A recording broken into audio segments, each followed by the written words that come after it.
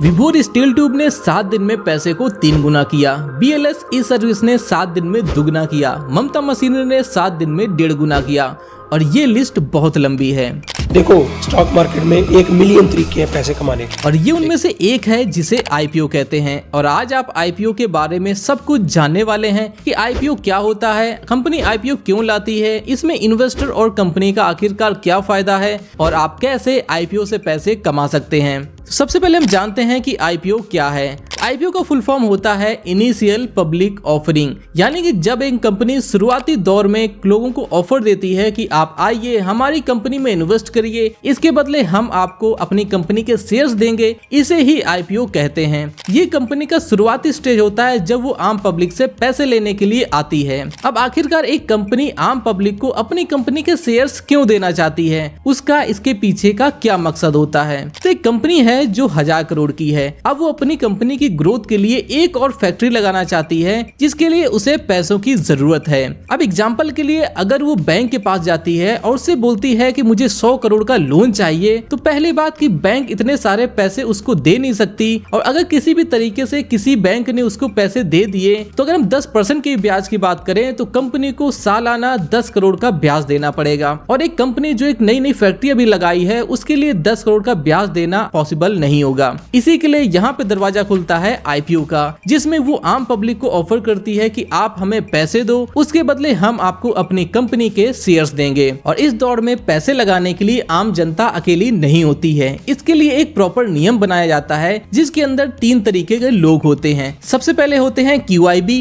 दूसरे होते हैं NII और तीसरे नंबर पे आते हैं रिटेल। QIB की बात करें तो इसका फुल फॉर्म होता है क्वालिफाइड इंस्टीट्यूशनल बायर्स, यानी कि जो म्यूचुअल फंड हाउसेस होते हैं, इंश्योरेंस कंपनी होती हैं, इनको QIB के अंदर रखा जाता है। NII का मतलब होता है नॉन इंस्टीट्यूशनल इन्वेस्टर। जो भी लोग 2 लाख से ज्यादा की इन्वेस्टमेंट एक कंपनी में IPO के अंदर करते हैं उन्हें NII के कैटेगरी के अंदर रखा जाता है। तीसरे नंबर पर रिटेल होते हैं, जैसे कि हम आप जैसे लोग जो कि 2 लाख से कम रुपए लगाना चाहते हैं IPO के अंदर, उन्हें रिटेल के अंदर रखा जाता है। अब जो QIB कैटेगरी होती है उसके अंदर उनके लिए 50% का रिजर्वेशन होता है। इसी तरीके से NII के अंदर भी 15% का रिजर्वेशन होता है और रिटेल के लिए 35% का रिजर्वेशन होता है। अब अगर किसी कंपनी का IPO आ रहा है तो आपको उस कंपनी के बारे में कितनी ही जानकारी होगी। अब जो QIB होते हैं इनके पास एक प्रोफेशनल्स की टीम होती है। ये बहुत सारा पैसा किसी IPO में लगाने की ताकत रखते हैं, इसलिए ये किसी भी कंपनी के अंदर जाके उसके अंदर बहुत सारी जानकारी इकट्ठा करने में सक्षम होते हैं। और इनको पूरी कंपनी का कच्चा चिट्ठा बड़ी ही आसानी से पता चल जाता है कि वो कंपनी आखिरकार IPO के द्वारा लिए गए पैसे का क्या करना चाहती है। कहीं ऐसा तो नहीं कि वो ग्रोथ की बजाय कंपनी का कर्जा चुकाने में हमारा पूरा पैसा लगा देना चाहती है। एग्जाम्पल के लिए जैसे कि 2024 में फिजिक्स वाला ने अपना IPO के लिए एप्लीकेशन दिया था और 2024 की अगर हम बात करें, पूरे 2024 में कंपनी का 1100 करोड़ का नेट लॉस है। तो यहाँ पे कंपनी अपना कर्जा चुकाने के लिए हो सकता है कि IPO लाने वाली हो। तो इस चीज को समझना बहुत जरूरी होता है कि कंपनी का मकसद क्या है। अब बात करते हैं कि QIB इतनी इंपॉर्टेंट क्यों होती है। तो QIB के अंदर highly qualified mutual fund, insurance company, बहुत ज्यादा एजुकेटेड और करोड़ों में पैसे लगाने वाली टीम होती है। तो अगर इनके बीच अगर लड़ाई होने लगे, वो अगर आपस में लड़ने लगे कि मुझे इस कंपनी का IPO चाहिए, मुझे इस कंपनी का IPO चाहिए, इसका मतलब है कि वो कंपनी आने वाले समय में हमें बहुत अच्छा रिटर्न दे सकती है। तो QIB कितना ज्यादा ओवर सब्सक्राइब्ड हुआ है, यानी कितने ज्यादा लोग उसको लेने के लिए इंटरेस्टेड हैं, इससे आपको पता चल जाएगा कि ये IPO जब लिस्ट होगा उस दिन हमें कितना ज्यादा गेन्स दे सकता है। अब ओवर सब्सक्रिप्शन की हम बात करें तो मिनिमम अगर 20 गुना, 30 गुना या फिर उससे ज्यादा है तो ये उस IPO के लिए बहुत अच्छा होता है। ओवर सब्सक्राइब होने से इसके चांस बहुत ज्यादा बढ़ जाते हैं कि कंपनी अच्छी है और लिए गए पैसे का अच्छी तरीके से इन्वेस्टमेंट करने वाली है। और हमें जिस दिन कंपनी की लिस्टिंग होगी उस दिन हमें काफी अच्छा गेन्स भी देखने को मिल सकता है। ये सिर्फ एक क्राइटेरिया है जिसे आप ग्रे मार्केट प्रीमियम में भी देख सकते हैं। अगर किसी IPO का ग्रे मार्केट प्रीमियम काफी ज्यादा है, इसका मतलब है ज्यादातर लोग उसमें इंटरेस्टेड हैं और जब भी कंपनी लिस्ट होगी तो हमें उसका भाव बढ़ा हुआ देखने को मिल सकता है और हमें एक मौका मिल सकता है कि हम उस IPO में अच्छा मुनाफा बुक कर सकें। अब कंपनी के बारे में डिटेल जानने के लिए आपको पढ़ना पड़ेगा रेड हेरिंग प्रोस्पेक्ट। ये वो डॉक्यूमेंट होता है कि जब कोई कंपनी IPO लाती है तो ये अपना document red herring prospect exchange को सबमिट करती है। अगर वो BSE में लिस्ट होना चाहती है तो BSE में सबमिट करेगी, NSE में लिस्ट होना चाहती है तो NSE में सबमिट करेगी, और अगर वो चाहती है कि मुझे दोनों जगह लिस्टिंग चाहिए तो वो दोनों जगह अपना रेड हेरिंग प्रॉस्पेक्ट का डॉक्यूमेंट सबमिट करेगी। इस डॉक्यूमेंट के अंदर कंपनी अपने बारे में सब कुछ बताती है कि कंपनी क्या करती है, कितना मुनाफा कमाती है, कितना नुकसान हुआ है और वो लिए गए पैसे का क्या करने वाली है। अब एक चीज बहुत जरूरी है कि अगर आप किसी कंपनी के IPO में इन्वेस्ट करना चाहते हैं तो आप उसके 1 या फिर 2 शेयर्स नहीं खरीद सकते हैं। यहाँ पे लॉट साइज होता है, यानी कि अगर एक शेयर का भाव 100 रुपए है और एक लॉट के अंदर आपको 150 शेयर्स लेने पड़ेंगे। लॉट का मतलब यहाँ पे सिंपल सा है, एक बंडल।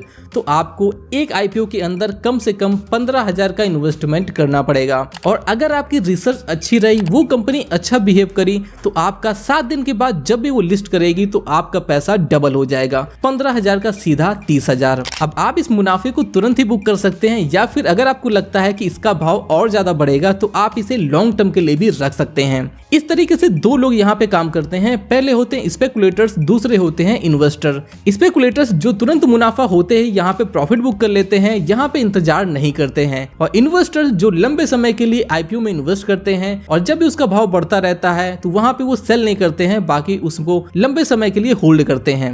एग्जाम्पल लेते हैं विभोर स्टील ट्यूब का, जिसने पहले दिन मुनाफा बुक कर लिया, उसके तो मजे हो गए, लेकिन जिसने मुनाफा नहीं बुक किया उसने सोचा कि लॉन्ग टर्म में इन्वेस्ट करके रखेंगे, उसने अपना पूरा का पूरा मुनाफा खो दिया। अब दूसरा एग्जाम्पल लेते हैं KRN हीट एक्सचेंजर, जिसने लिस्टिंग के पहले दिन लोगों का पैसा डबल कर दिया, लेकिन जो उसमें टिका रहा उसने आज की डेट में अपने पैसे को 3.5 गुना कर लिया है। तो IPO में दोनों तरीके हैं, या तो आप उसको तुरंत बुक कर लें या फिर आप उसको लंबे समय के लिए होल्ड भी कर सकते हैं। ये पूरी तरीके से आपकी स्टडी पे डिपेंड करता है, आप किस तरीके के इन्वेस्टर हैं या फिर ट्रेडर हैं, इस पे पूरी डिपेंडेंसी होती है। बाकी अब मैं आपको बता देता हूँ कि आप किस तरीके से एक IPO में अप्लाई कर सकते हैं। तो IPO में अप्लाई करने के लिए आपके पास एक डीमैट अकाउंट होना चाहिए। मैं यहाँ पे यूज कर रहा हूँ एंजल वन, जो कि 100% ट्रस्टेड है। इसका लिंक आपको डिस्क्रिप्शन में देखने को मिल जाएगा। अगर आपके पास डीमैट अकाउंट नहीं है तो आप एंजल वन में अपना डीमैट अकाउंट ओपन कर सकते हैं। जैसे आप आएंगे इसके होम पेज पे तो यहाँ पे आपको IPO का सेक्शन देखने को मिलेगा। जैसे ही मैं इस पे क्लिक कर देता हूँ तो इसके अंदर आपको काफी सारे IPO देखने को मिल जाएंगे। आप उसी IPO में अप्लाई कर सकते हैं जो कि अभी ओपन है। जैसे कि यहाँ पे आपको देखने को मिल रहा है वर्चुअल गैलेक्सी इन्फोटेक्स। अगर मैं इस पे क्लिक कर देता हूँ तो आपको इस IPO के बारे में सारी डिटेल देखने को मिल जाएगी, जो भी बेसिक्स है। हम लोग यहाँ पे रिटेल कैटेगरी में आते हैं, इसलिए हम रिटेल को सिलेक्ट करेंगे। बिड प्राइस, यानी कि आप एक भाव रेंज के अंदर ही इसके बीच कहीं भी अपने प्राइस लगा सकते हैं। जैसे कि इसका भाव चल रहा है 135 रुपए से लेके 142 रुपए। लॉट साइज, यानी कि आपको कम से कम 1000 शेयर्स तो लेने ही पड़ेंगे। तो मिनिमम इन्वेस्टमेंट आपकी हो जाती है 1,35,000 की और मैक्सिमम हो जाती है 1,42,000 की। तो अगर आप इस पे अप्लाई करना चाहते हैं, आपने पूरी अपनी स्टडी कर रखी है, तो आपको सिंपली अप्लाई नाउ पे क्लिक करना है और यहाँ पे आप बिड साइज अपने हिसाब से एडिट कर सकते हैं। जैसे कि मैं यहाँ पे कर देता हूँ 140 का। उसके बाद आपको यहाँ पे अपनी UPI ID डाल देनी है और देन यहाँ पे अप्लाई फॉर IPO पे क्लिक कर देना है। 7 दिनों के अंदर ही, लिस्टिंग से 1 दिन पहले ही अगर आपको IPO लगने वाला होगा तो आपका यहाँ पे पैसा कट जाएगा और आपको यहाँ पे मैसेज आ जाएगा। लेकिन अगर आपका IPO नहीं लगता है तो आपको यहाँ पे पूरा का पूरा पैसा रिफंड हो जाएगा, सिर्फ एक छोटी सी नॉमिनल फीस काटी जाएगी। तो इस तरीके से आप किसी भी IPO में अप्लाई कर सकते हैं। अपने रिसर्च के अनुसार आप पैसे को 7 दिन में डबल भी कर सकते हैं।